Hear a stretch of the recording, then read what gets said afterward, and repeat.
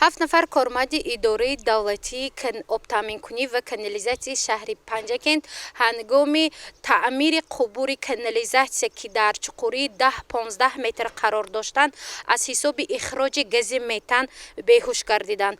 متخصصان آنها را سریع وقت به بیمارخانه مرکزی شهر پنجکند دسترس نمودند، اما بدبختانه آنها فوتیدند.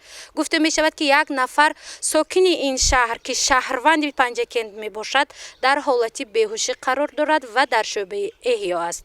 وضع سلامتی او را میانه ارزیابی می کنند. خبر ناگهانی و پرسر و صدای آخر هفته گذشته این فوت 7 کارمند یک اداره در شهر پنجکند بود. این گروه هنگام اجرای وظیفه خود در جای حادثه از اخراج گاز متن زهرآلود گردیده در جای حادثه می‌فوتند. گفته می شود حالا یک نفر ساکن این شهر در شعبه احیا بوده زیر نظارت دکتران قرار دارد. ریاست کمیته حالات فوق‌العاده مدافع گراجانی در ویات سوخت با معلومات شما می‌رساند که طبق معلومات شعبه ریاست کمیته حالات فوق‌العاده مدافع گراجانی ولایت سوخت در شهر پنجکند سنه 13 می سال جاری تقریبا ساعت‌های 19:10 هنگام تعمیر نمودن کانالیزاسی رقم 2 کارخانه دولتی فرعی آب‌تامین‌کنی و کانالیزاسی شهر پنجکند واقع در شهر پنجکند کوچه 50 سالگی تاجیکستان بینای 5 7 نفر کارمندان کارخانه مذکور از هوش می‌روند و اینچنین یک نفر شهروند دیگر از هوش می‌رود.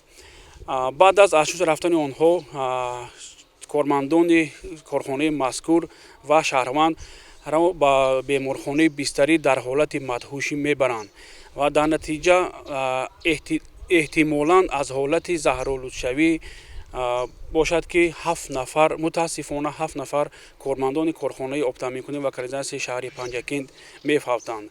حادثه مذکور 2 روز قبل از این یعنی سنه 13 می ساعت 19:10 رخ داده است. در نتیجه آن تلفات بزرگ به میان آمده است. سعید صمدوی 26 ساله، همراقل صمدوی 25 ساله، غیرت مصطفی 39 ساله، دلشاد محمود جانوی 43 ساله، بهرام اسماعیل زاده 27 ساله و جمالالدین نظرفی 31 ساله بودند. این اولین حادثه ناخوش گروهی در شهر پنجکند و ولایت سوخت بوده. سبب آن را احتمال بر رعایت نکردن قاعده‌های بی‌خطری وابسته نمایند.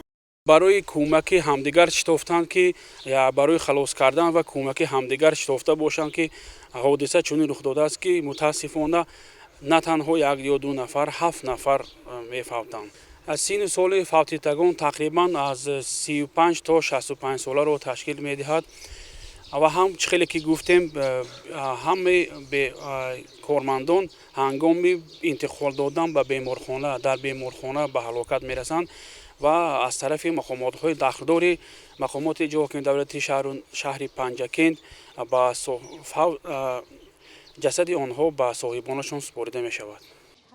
حالا از روی معلومات‌های ریاستی کمیته حالت‌های فوق‌العاده در ولایت سوخت ساکن شهر پنجکند رستم باباکلانов با برداشت جراحت وزنین جسمانی در شعبه احیای بیمارخانه مرکزی شهر بستری شده است. دکتران برای برقرار کردن سلامتی او کوشش دارند.